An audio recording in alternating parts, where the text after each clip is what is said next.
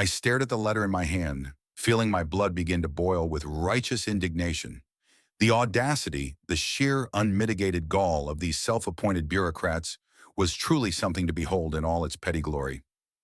The Maple Creek Estates Homeowners Association was demanding that I remove my boat from my lake within 48 hours or face a crushing $100 per day fine that would accumulate indefinitely. They even had the nerve to threaten having it towed at my expense, as if they owned the place and had any authority whatsoever over my family's property. I couldn't help but laugh bitterly as I read the condescending language dripping with artificial authority and manufactured importance that seemed designed to intimidate anyone who didn't know better. These pompous bureaucrats had absolutely no idea who they were messing with or what they had just unleashed upon themselves.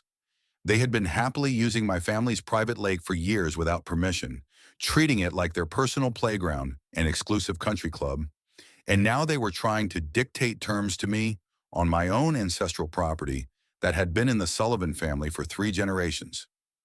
Oh, this was going to be absolutely fascinating to watch unfold, and I guarantee you're going to love every single moment of what happens next. Where are you watching this incredible story from, by the way? Drop a comment below and let me know your location, because I absolutely guarantee you're about to enjoy watching these entitled HOA tyrants get exactly what they deserve in one of the most satisfying legal takedowns I've ever had the pleasure of executing with surgical precision and devastating effectiveness. Welcome back to HOA Unleashed, where we fearlessly expose the truth about homeowner association overreach, bureaucratic bullying, and the ordinary people who refuse to back down when their rights are trampled by petty dictators drunk on imaginary power. My name is Jake Sullivan, and until exactly 6 months ago, I was just another overworked software engineer grinding away relentlessly in the pressure cooker environment of Silicon Valley. I had spent the last grueling decade of my life building a cybersecurity startup from the ground up, specializing in creating sophisticated security solutions for major financial institutions around the world. It wasn't particularly glamorous or exciting work, but it was intellectually challenging, financially rewarding, and consumed virtually every waking moment of my existence. When a major technology conglomerate offered to acquire our company for a sum with more zeros than I ever expected to see in my bank account, even in my wildest entrepreneurial dreams, I made the life-changing decision that it was finally time for a dramatic change of pace and priorities. I was 40 years old, financially secure beyond my childhood expectations, and thoroughly burned out from the constant stress, endless pressure, and soul-crushing demands of the technology industry that had dominated my adult life. What I desperately needed more than anything else was genuine peace and tranquility, far away from the constant hustle, endless meetings, corporate politics, and the relentless pressure to innovate or die that had consumed my life for far too long. That's when I remembered the lake house that had been sitting empty for years, waiting patiently for someone to return and restore it to its former glory. Sullivan Lake had been in my family for 3 proud generations, representing everything good about simpler times and authentic connections to the natural world. My grandfather, Samuel Sullivan, had been a commercial fisherman who later became a passionate conservationist after witnessing firsthand the environmental damage that unchecked industrial development could inflict on pristine ecosystems. He had purchased the entire 50-acre lake and all surrounding forested land back in 1953, when the entire area was nothing but peaceful farmland, untouched wilderness, and crystal-clear streams that ran for miles without encountering a single building or road. With his own calloused hands and an unshakable work ethic that defined his generation, he built a modest but sturdy cabin on the most scenic part of the shoreline, positioning it perfectly to capture both sunrise and sunset views across the water. He spent his well-earned retirement years fishing the pristine waters with religious dedication, writing detailed journals about the changing seasons and wildlife patterns, and teaching local children about respecting the environment and understanding their connection to the natural world around them. I still have vivid, treasured memories of magical summers spent at the lake with him during my childhood, learning to fish with patience and respect for the creatures we were pursuing, listening to his fascinating stories about the old days when the water was so crystal clear you could see 20 feet down to the rocky bottom, and absorbing his profound wisdom about standing up for what's right, regardless of the personal cost or social pressure to conform. He was something of a local legend throughout the county, known far and wide for fearlessly standing up to powerful interests when they threatened the environmental integrity of the watershed. The most famous confrontation occurred when a major mining company wanted to establish operations that would have devastated the surrounding ecosystem for short-term profit. The legal and political battle lasted over 3 years, with the mining company deploying teams of lawyers, lobbyists, and public relations experts to wear down his resistance. But my grandfather never backed down, even when they tried to intimidate him with frivolous lawsuits, financial pressure, and barely veiled threats to his personal safety.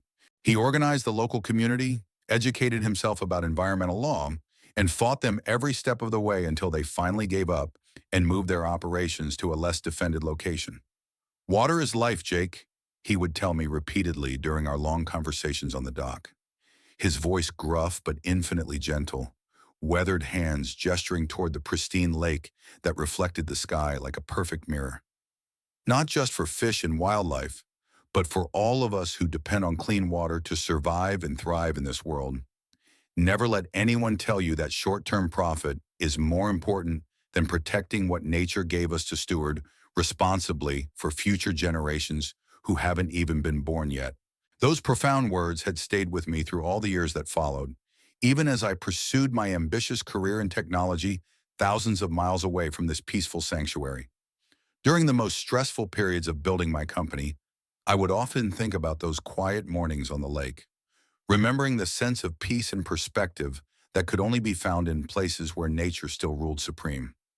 My father, David Sullivan, had maintained the property with dedication and genuine care, but rarely used it for recreation because his demanding corporate job kept him traveling constantly around the world for business.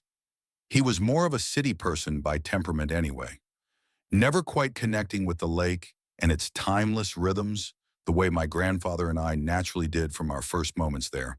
When both of them passed away within 2 heartbreaking years of each other, my grandfather at 92 after a full life well lived and packed with meaningful accomplishments, and my father unexpectedly from a massive heart attack at just 67 while on a business trip to Chicago.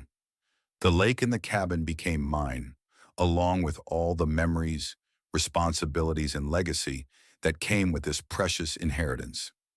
I hadn't visited the property in almost 5 long years, too busy with the demanding work of building my company, dealing with investors who never seemed satisfied with our progress, and navigating the cutthroat competitive landscape of the technology industry, where fortunes were made and lost overnight based on the whims of market forces beyond anyone's control. But now, with financial security achieved and my company successfully sold, the lake seemed like the absolutely perfect refuge from a world that had become too complicated, artificial, and disconnected from the natural rhythms that had sustained human civilization for thousands of years before the digital revolution changed everything. I hired local craftsmen who understood and respected the cabin's character to handle a complete renovation, carefully maintaining its rustic charm and historical integrity, while thoughtfully adding essential modern amenities like reliable high-speed internet for remote work and updated plumbing that would allow comfortable year-round living. The renovation took several months to complete properly, but the results exceeded my highest expectations.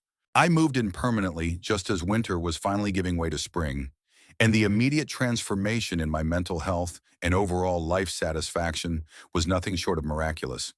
The accumulated stress and anxiety that had built up over years of corporate pressure began melting away like morning mist, replaced by a sense of peace and contentment I hadn't experienced since childhood. The daily routine I established there became the foundation of my new life philosophy. Mornings spent with freshly brewed coffee on the weathered dock, watching the lake come alive with wildlife as the sun rose over the eastern hills.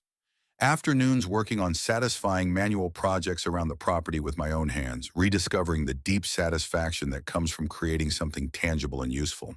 Evenings watching spectacular sunsets from my small fishing boat anchored in the middle of the tranquil lake, often with a book or simply enjoying the profound silence that can only be found in places where human interference hasn't yet destroyed the natural harmony. The stress of countless meetings, Impossible deadlines and corporate politics gradually melted away completely, replaced by the natural rhythms of lake life and the simple pleasures of living in harmony with the environment rather than constantly fighting against it. For the first time in decades, I felt genuinely connected to something larger and more meaningful than quarterly profit reports or user engagement statistics. It was absolutely perfect in every way imaginable. Or at least it was, until the HOA decided to flex their imaginary muscles and show me who they thought was really in charge of my family's property. That particular morning had started like every other peaceful day in my new paradise. I woke naturally with the sun streaming through the cabin windows, made a pot of strong coffee using my grandfather's old percolator that still worked perfectly after all these years, and took my favorite ceramic mug down to the dock where my 16-foot aluminum fishing boat was securely tied up, gently bobbing in the calm morning water like it had been doing for decades without bothering anyone. The boat wasn't anything fancy or impressive by modern standards, just a simple, practical vessel that was absolutely perfect for one person to navigate the lake's hidden coves, explore the quiet backwaters where the biggest fish like to hide, and enjoy some peaceful solitary fishing away from the noise and chaos of the modern world. It had belonged to my grandfather for over 30 years, and though it showed its age with some weathering, scratches, and character marks that told the story of thousands of fishing trips, I had kept it in excellent working condition with regular maintenance, genuine care, and deep respect for its history. There was something profoundly satisfying and spiritually connecting about using the exact same boat that he had used for countless morning fishing expeditions, trailing my fingers in the same cool water that had sustained our family's connection to this place, watching the same familiar shores that had remained virtually unchanged for 70 years of Sullivan family ownership and stewardship. I noticed the obnoxious piece of paper immediately. It was an aggressive neon orange color that seemed deliberately designed to be as visually offensive and attention-grabbing as possible, attached to the side of my boat with what appeared to be heavy-duty waterproof tape that would probably damage the paint when removed. The thing looked like it had been designed by someone who enjoyed inflicting psychological warfare through bureaucratic harassment. "Violation notice," it screamed in bold black letters that seemed to pulse with artificial authority and manufactured urgency. I carefully pulled it off, scanning the absolutely ridiculous content about unauthorized watercraft and aesthetic standards violations that made my blood pressure rise with each increasingly absurd sentence I read. According to this official-looking notice, my perfectly maintained family heirloom boat was somehow inconsistent with community visual guidelines that had apparently been established without my knowledge or consent, and needed to be removed immediately from what they arrogantly referred to as community waters. The notice also mentioned that all boats must be registered with the HOA and display appropriate community identification stickers, as if my family's private lake had suddenly become subject to their made-up rules and regulations. I actually laughed out loud at the sheer absurdity of it all, thinking it had to be some kind of elaborate prank orchestrated by a neighbor with too much time on their hands and a twisted sense of humor, until I walked back to the cabin and found the official letter waiting ominously in my mailbox like a bureaucratic ambush that had been carefully planned and executed. The letter was complete with professional HOA letterhead, official-looking formatting, and the authoritative signature of one Richard Wilkins, who apparently considered himself the HOA president and supreme ruler of everything within his imagined domain of influence. I was still staring at the letter in complete disbelief, trying to process the audacity of these people, when my phone rang with perfect timing. It was Ray Delgado, my closest neighbor, and one of the few genuinely decent people I had gotten to know since moving in permanently to start my new life at the lake. Ray was in his mid-70s, a retired carpenter with permanently calloused hands and a year-round tan from decades of honest outdoor work. He had known my grandfather well during the good old days and lived about a quarter-mile down the shore in a beautiful house he had built entirely with his own skilled hands 50 years ago, back when people still took pride in craftsmanship and built things to last for generations. Despite our significant age difference and completely different life experiences, we had hit it off immediately when I arrived, bonding over our shared love of fishing, our mutual appreciation for the lake's natural beauty, and our common dislike of unnecessary rules imposed by people who had never earned the right to make them in the first place. "Good morning, Jake," he said with that dry chuckle I had grown to appreciate. "I see the welcoming committee finally found you and decided it was time to make their move." I told him about the ridiculous violation notice and threatening letter, and he sighed heavily with the weariness of someone who had witnessed this particular drama play out before, with other innocent victims who had made the mistake of believing that property rights still meant something in America. Those HOA vultures have been getting progressively more aggressive and bold with their intimidation tactics every single year since they first arrived in our peaceful area. He explained with obvious disgust and frustration. They started building that fancy development on the north side about 10 years ago. And ever since then, they've been systematically acting like they own everything within 5 miles, including property that's been in local families for generations. Ray paused, and I could hear the mixture of sadness and anger in his voice as he continued. Your grandfather would have run those pompous bureaucrats off his property with a shotgun full of rock salt before they could finish reading their first violation notice. He had no patience whatsoever for bullies and people who didn't respect property rights. The vivid image made me smile despite my growing anger. Grandpa Sullivan had indeed been locally famous for his direct, no-nonsense approach to dealing with trespassers, bureaucrats, and anyone else who didn't respect common decency or basic property rights. I asked Ray if he had experienced any trouble with these self-appointed enforcers of imaginary rules, and his answer was both encouraging and deeply concerning at the same time. Oh, they tried their standard intimidation tactics with me once about my boat shed supposedly being unsightly according to their arbitrary aesthetic standards, he said with obvious satisfaction and a hint of pride. I told Richard Wilkins exactly where he could stick his violation notice, using language that would make a sailor blush with embarrassment. Haven't bothered me since that conversation, but I suspect they're probably just waiting patiently for me to die so they can harass whoever buys my place next. Then Ray shared information that made my blood run cold with fury and disbelief. You should definitely know that they've been using your beautiful lake like their own personal country club for their elaborate fishing tournaments for many years now. They even have some pretentious private organization called the Elite Anglers Club or some similar nonsense. It's basically a bunch of weekend warriors in ridiculously expensive gear who couldn't catch a cold in a blizzard if you ask me for an honest professional opinion. Ray's voice grew more serious and concerned as he continued. Your grandfather would absolutely roll over in his grave if he knew they were treating his beloved lake like their exclusive playground and private entertainment venue, without any respect for the decades of careful stewardship your family has provided. That shocking information hit me like a physical blow to the stomach. I hadn't even thought to check whether anyone was using the lake during the years when the property sat vacant, naively assuming that basic respect for private property rights still meant something in this world, and that people wouldn't just help themselves to things that didn't belong to them. After hanging up with Ray, I immediately went to my computer and did some intensive research online. And what I discovered made my anger transform into cold, calculated determination for justice. The Maple Creek Estates HOA website prominently featured dozens of professional photographs of their annual lakeside fishing derby, showing smiling men in ridiculously expensive fishing gear proudly displaying their catches against the backdrop of my family's private lake. The Elite Anglers Club even had its own dedicated webpage, complete with professional photography and marketing copy, boasting about their exclusive access to what they called prime fishing waters, and announcing upcoming events with entry fees that would make your head spin from the sheer audacity. There were literally dozens of high-quality photos showing large, elaborate gatherings on the eastern shore of the lake, which was definitely and unambiguously my private property, according to every legal document I possessed, complete with professional catering setups, elaborate entertainment tents, temporary docks they must have installed specifically for their events, and even portable bar setups that looked like something from an upscale resort.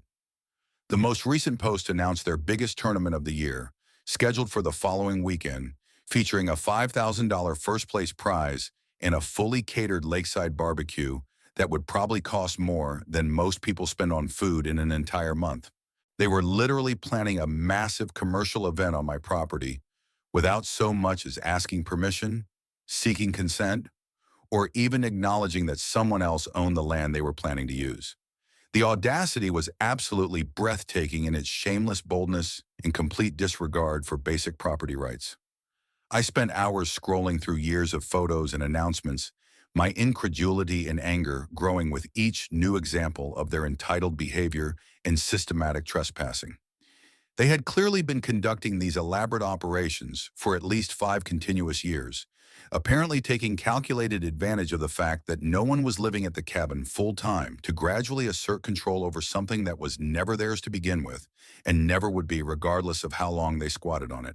One particularly offensive post even had the unbelievable nerve to refer to Sullivan Lake as our community's crown jewel, as if they had any legal right whatsoever to claim ownership or authority over property that had been in my family since before most of them were even born. I realized I needed professional legal advice from someone who understood the complex legal implications of what I was discovering, so I called my friend Emma Porter. Emma and I had met during our college years and maintained our friendship through all of life's changes, challenges, and geographic separations. She was now a highly respected environmental lawyer, specializing in water rights, land use issues, and conservation law. Exactly the kind of expertise I desperately needed to navigate this situation properly.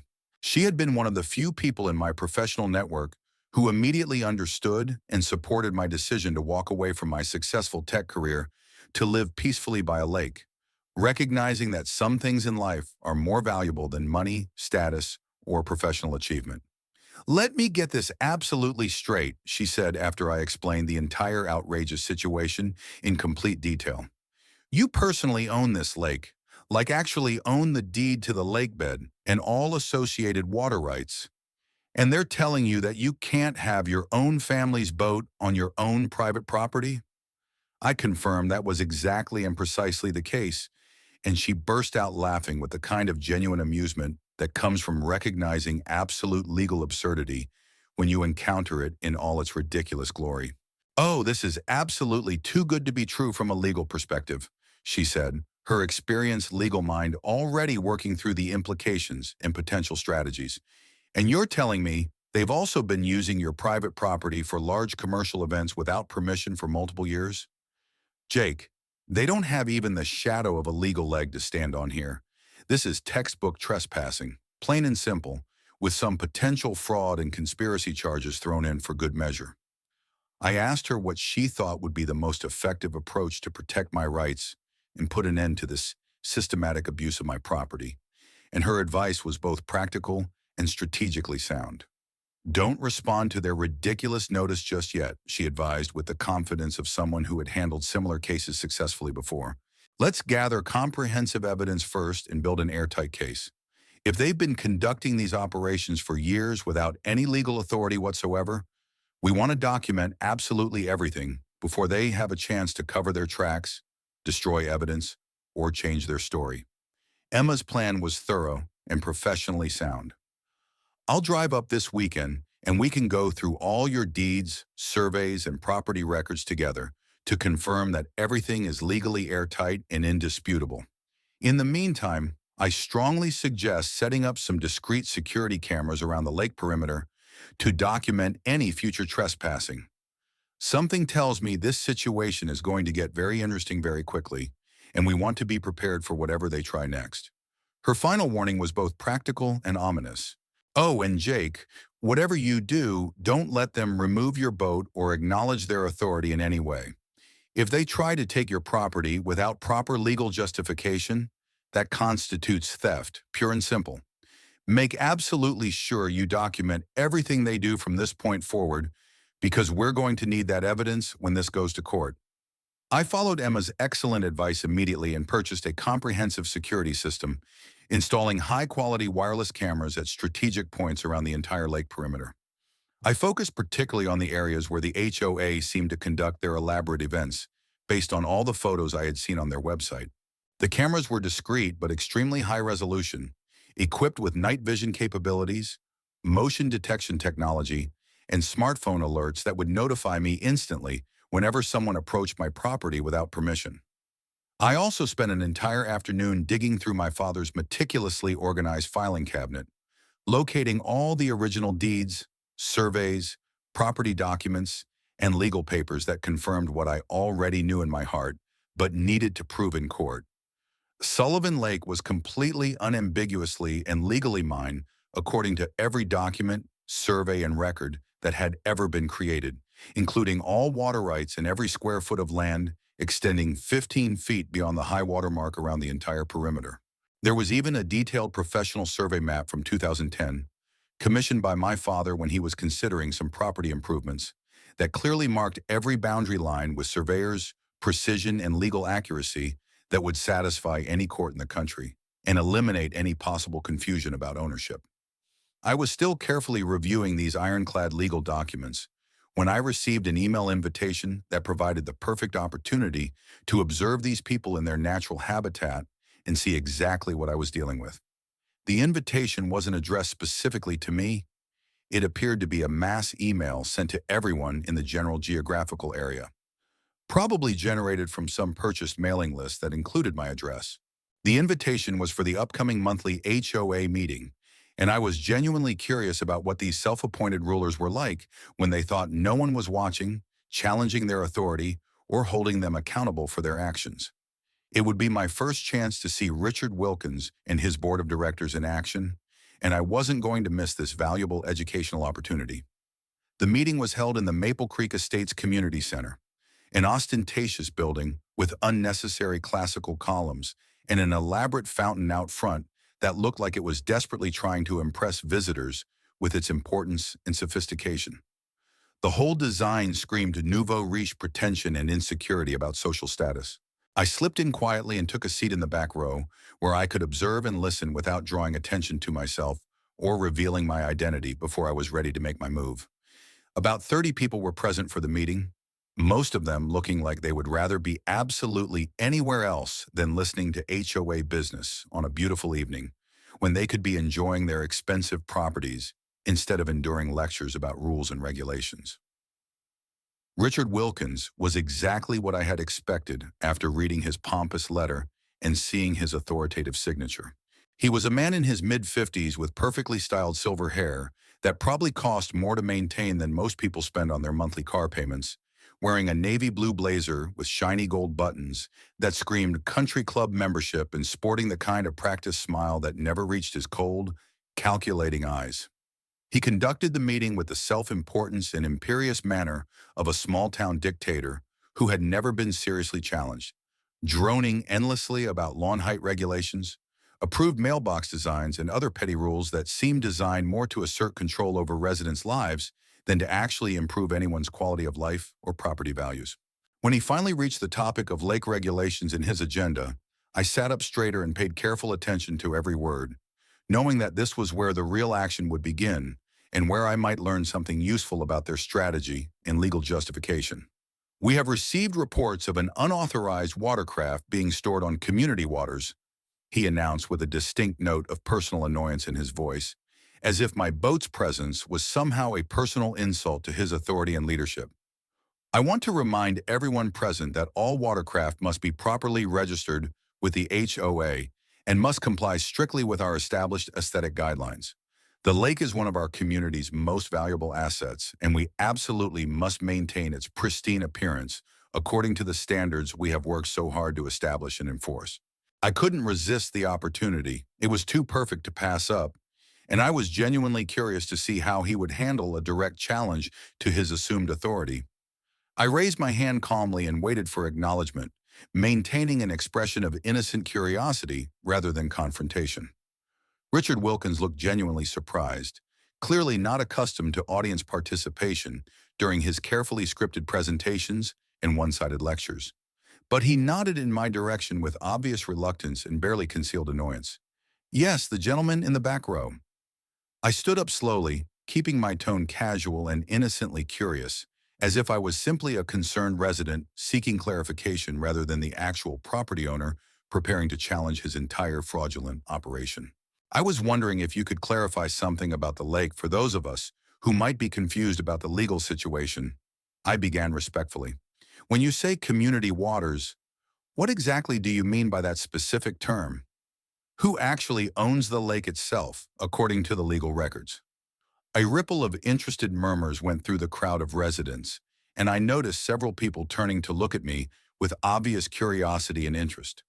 This was clearly a question that others had wondered about, but never had the knowledge or courage to ask directly in a public forum. Richard's practiced smile tightened just a fraction, revealing the first small crack in his confident facade. The lake is a community resource under proper HOA management and oversight, he replied with dismissive authority.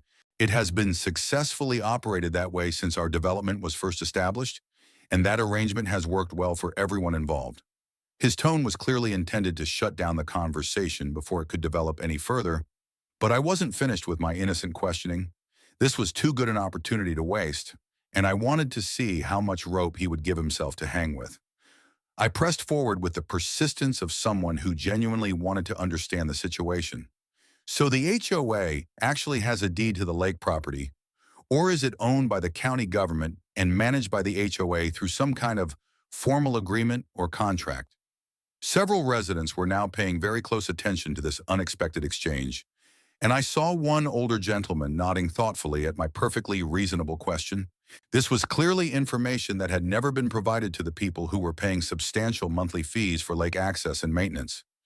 Richard was getting visibly uncomfortable, his knuckles whitening as he gripped the edges of the podium like a lifeline in stormy seas. His carefully rehearsed presentation was being derailed by questions he obviously hadn't expected to face and couldn't answer honestly without exposing his complete lack of legal authority. There are historical arrangements and agreements that have been in place for many years, he said evasively, his voice taking on a sharp, defensive edge. The specific legal details aren't particularly relevant to this meeting's agenda, but I can assure everyone present that the HOA has full authority to regulate all activities on the lake. His tone had become almost aggressive, but I maintained my expression of innocent curiosity as if I was simply a well-meaning resident seeking clarification about an important community issue that affected everyone's property values and quality of life. That's very interesting and informative, I replied thoughtfully, as if I was genuinely learning something new. I'd love to see those historical documents sometime, just out of personal curiosity about how these complex arrangements actually work in practice. It sounds quite sophisticated and legally complicated. Richard quickly moved on to the next agenda item with obvious desperation, clearly eager to escape this line of questioning that was exposing his lack of concrete answers. But not before I noticed him exchanging distinctly concerned and worried glances with a woman I would later learn was Karen Mitchell, the HOA vice president and his primary accomplice in this elaborate deception. For the remainder of the meeting, I felt their eyes periodically checking on me from the front of the room, no doubt wondering who I was, why I was asking such pointed questions about the lake's ownership, and whether I represented some kind of threat to their carefully constructed house of cards. After the meeting concluded and people began gathering their belongings and heading out to the parking lot, I was approached by a man who introduced himself with obvious pride as Gerald Thompson, president of the Elite Anglers Club. He was in his early 60s with the weathered face of someone who spent considerable time outdoors and the confident handshake of someone accustomed to getting his way through force of personality and social connections. He wore an expensive fishing vest over a designer polo shirt and a baseball cap emblazoned with the club's professional-looking logo. Everything about his appearance and demeanor screamed money, privilege, and the kind of casual entitlement that comes from never being seriously challenged or held accountable. "Haven't seen you around our community before," he said with a practiced smile, sizing me up with the calculating gaze of someone trying to determine my social status, potential usefulness, and whether I might pose any threat to his organization's operations. "You must be new to our neighborhood." I explained that I had recently moved into my family's property on the lake, being deliberately vague about the specific details and my true identity until I could learn more about what I was dealing with and how deep this conspiracy actually went. His eyebrows shot up with obvious surprise and immediate interest. "The old Sullivan place that's been empty for years? We honestly thought it might be abandoned property by now, given how long it's been vacant." There was something distinctly calculating and predatory in his expression that made me immediately wary and suspicious. He was clearly processing this information about my presence and trying to figure out how my unexpected appearance might affect whatever elaborate plans they had in motion. I assured him with careful emphasis that the property was most certainly not abandoned and was still very much active Sullivan family property, watching his reaction carefully for any tells about his true intentions and level of knowledge about their illegal activities. "I'm Jake Sullivan, by the way," I said, extending my hand with apparent friendliness. "My grandfather Samuel built that cabin back in the 1950s with his own hands." Recognition flickered in his eyes like a light bulb suddenly turning on. "Sullivan, of course. I actually met your grandfather once, many years ago when I was much younger. Quite a character from what I remember, though we didn't see eye to eye on certain issues." The way he said character made it absolutely clear that it wasn't intended as a compliment, and I could almost see him remembering some past conflict or disagreement with my grandfather's principled stands on environmental protection and property rights. He seemed to choose his next words very carefully, as if he was walking through a potential minefield of legal and social complications. "Well, welcome to our area, Jake. You should definitely know that we have a wonderful fishing club here with very exclusive membership, but I might be able to get you in if you're interested in that sort of recreational activity. We have access to all the best spots on the lake, and our tournaments are quite prestigious in regional fishing circles." The irony of him offering me access to my own lake was almost too much to bear, but I maintained my poker face and played along to see what additional information I could gather about their operation and the scope of their illegal activities.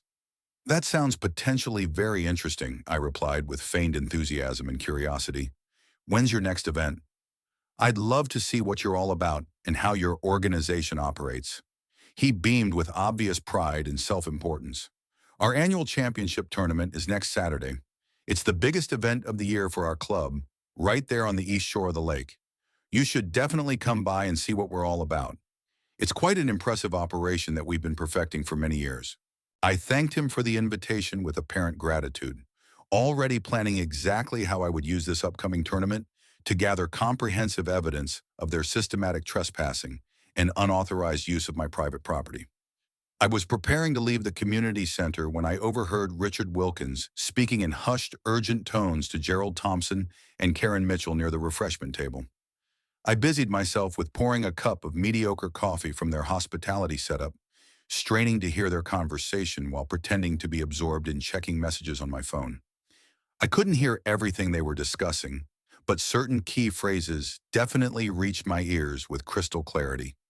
Accelerate the timeline, deal with the Sullivan situation before it becomes a bigger problem, and we can't afford any delays at this critical point.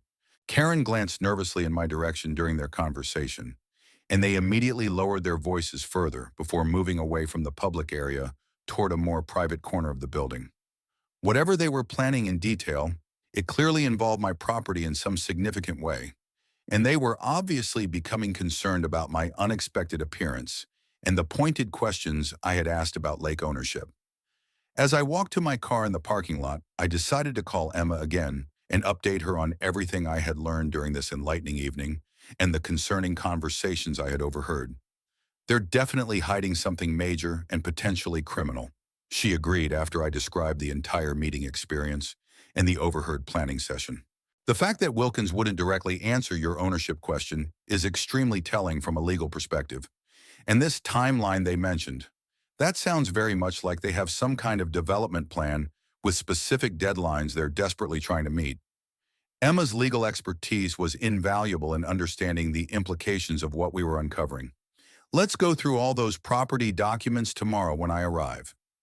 I have a strong feeling we're going to discover some very interesting discrepancies between what they're claiming publicly and what the law actually says about their authority."